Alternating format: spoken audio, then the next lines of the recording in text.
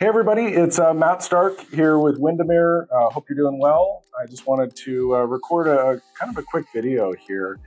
You know, as we're in a market right now that, has higher inventory, really the highest that we've seen going back to like 2018, 2019 timeframe, more homes staying on the market longer, buyers having more options of homes to choose between. Lower offers is becoming more and more common on homes. And so I just wanted to just touch on a few points that I think are important to think about whenever, a low offer comes in, how to respond to it, and really how to view that within the broader context of the market conditions here right now. So it's frustrating, right? You're priced at X, you get a lower offer.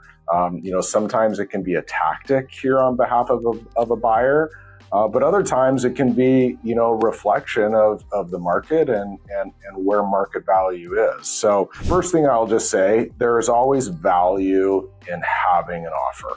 It's a great opportunity. A buyer has gone through that process of proving that they can qualify for a home. They've gone through the process of deciding what they want to offer on it, the terms, etc. So it's a hurdle that they have to get over in order to get to that point. And that's a positive thing. So there's always value in having an offer.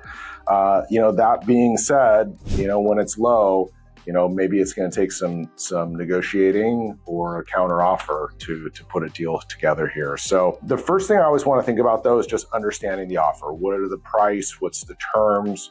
What is the closing date? And then based on that, deciding if that's going to work here for a seller. If it is, great. Let's move forward, sign it as written.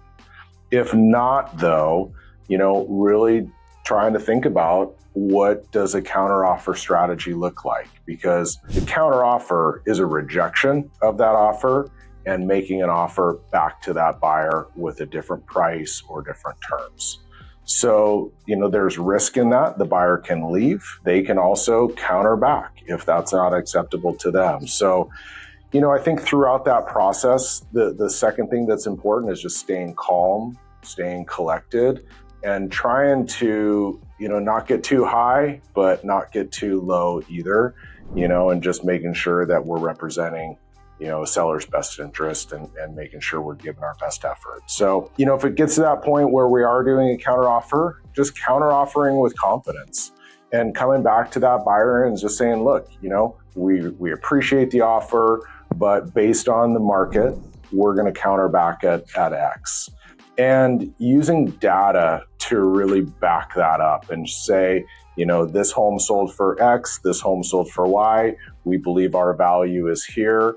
And that's why we're countering back at that particular price or terms. So backing up the counteroffer with data, not just picking a number out of a hat. But also, if we get through that process and we're just not able to get mutual agreement, kind of knowing when to walk away. We don't want to chase a buyer. We don't want to chase an offer.